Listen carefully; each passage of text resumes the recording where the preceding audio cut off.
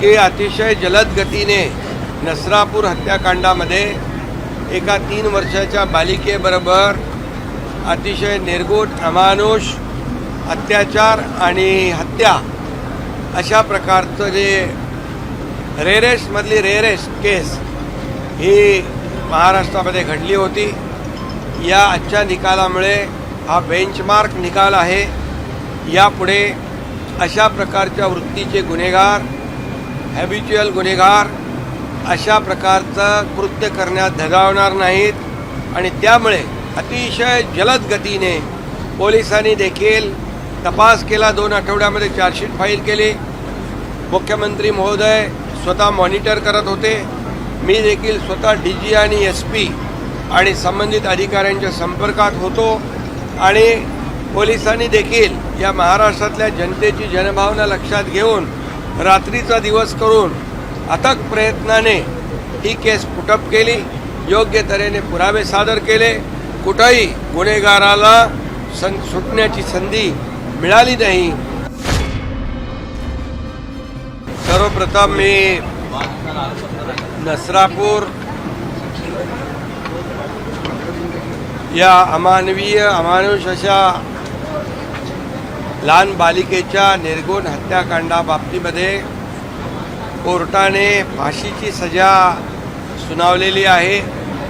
मी कोर्टाला मनापासून धन्यवाद देतो आणि न्यायाधीशांचं मनापासून अभिनंदन करतो की अतिशय जलद गतीने नसरापूर हत्याकांडामध्ये एका 3 वर्षाच्या बालिकेबरोबर अतिशय निर्गुण अमानुष अत्याचार आणि हत्या अशा प्रकारचं जे रेअरेस्टमधली रेअरेस्ट केस ही महाराष्ट्रामध्ये घडली होती।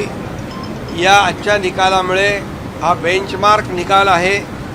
यापुढे अशा प्रकारच्या वृत्तीचे गुन्हेगार, हॅबिच्युअल गुन्हेगार अशा प्रकारचं कृत्य करण्यात धजावणार नाहीत आणि त्यामुळे अतिशय जलद गतीने पोलिसांनी देखील तपास केला। 2 आठवड्यामध्ये चार्जशीट फाईल केली।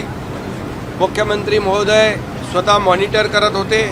मी देखील स्वतः DG आणि SP आणि संबंधित अधिकाऱ्यांच्या संपर्कात होतो आणि पोलिसांनी देखील या महाराष्ट्रातल्या जनतेची जनभावना लक्षात घेऊन रात्रीचा दिवस करून अथक प्रयत्नाने ही केस पुटअप केली। योग्य तऱ्हेने पुरावे सादर केले। कुठेही गुन्हेगाराला सुटण्याची संधी मिळाली नाही अशा प्रकारचं वक्तव्य न्यायाधीशांनी देखील दिलं आणि आम्ही पूर्वीच सांगितलं होतं अशा प्रकारच्या अमानुष आणि निर्गुण हत्याकांड करणाऱ्या, माणुसकीला काळीमा फासणाऱ्या आरोपीला जिवंत राहण्याचा अधिकार नाही आणि ते आज सिद्ध झालेलं आहे आणि म्हणून मी न्यायाधीशांचं अभिनंदन करतो।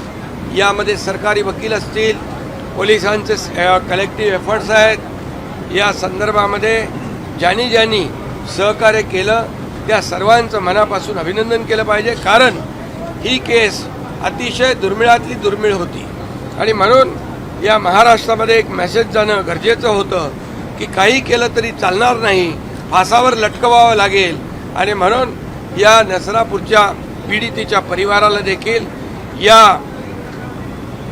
न्यायामुळे निश्चितपणे एक दिलासा, एक न्याय मिळाल्याची भावना, महाराष्ट्रातल्या मुलीबाळींच्या पालकांना देखील एक दिलासा या माध्यमातून मिळालेला आहे। मी पुन्हा एकदा न्यायदेवतेला धन्यवाद देतो आणि सगळ्यांचं अभिनंदन मनापासून करतो। पीडितेच्या कुटुंबियांना तुम्ही देखील स्वतः भेटला होता, त्यांना पीडितेच्या कुटुंबियांना तुम्ही देखील स्वतः भेटला होता, संबंधित अधिकाऱ्यांना देखील तुम्ही पीडितेच्या कुटुंबियांना देखील मी भेटलो होतो।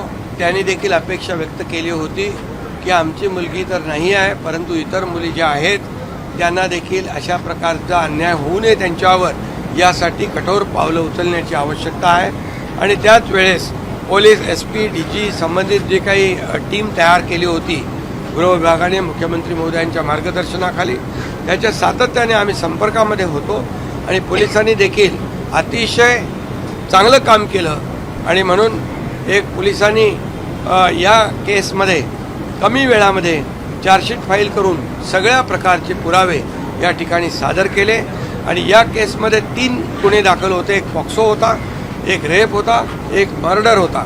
न्यायाधीशांनी तिन्ही गुन्ह्यांमध्ये आरोपीला पॉक्सोला पण फाशी, हत्येला पण फाशी आणि रेपला पण फाशी, त्यामुळे याला तात्काळ फाशी होईल आणि एक सामाजिक मेसेज या गुन्हेगारांमध्ये जाईल. उद्धव ठाकरे यहाँ पर नसरापुर हत्याकांड जो हुआ था, उस केस में कोर्ट ने आरोपी को सजाए मौत सुनाई है और इसलिए मैं कोर्ट का धन्यवाद अदा करता हूँ, कोर्ट का अभिनंदन करता हूँ. सरकारी वकील हो या हमारे पुलिस डिपार्टमेंट के एसपी हो, पूरी टीम हो, डीजी हो, सभी लोगों ने एक कलेक्टिव एफर्ट्स लेके वार फुटिंग पर दिन रात एक कर इस केस को आगे बढ़ाया, कोर्ट में पुटअप किया, पूरे तरह एविडेंस वहाँ पर साबित करके दिखाए और इसीलिए कम समय में फास्ट ट्रैक पर ये आरोपी जो कांबळे है इसको सजा हो गई है. हमने पहले ही कहा था कि ऐसे आरोपी की जीवित रहने का कोई अधिकार नहीं है, इसको सिर्फ फांसी और फांसी होनी चाहिए. और इसीलिए मैं तमाम सभी लोगों को धन्यवाद देता हूँ.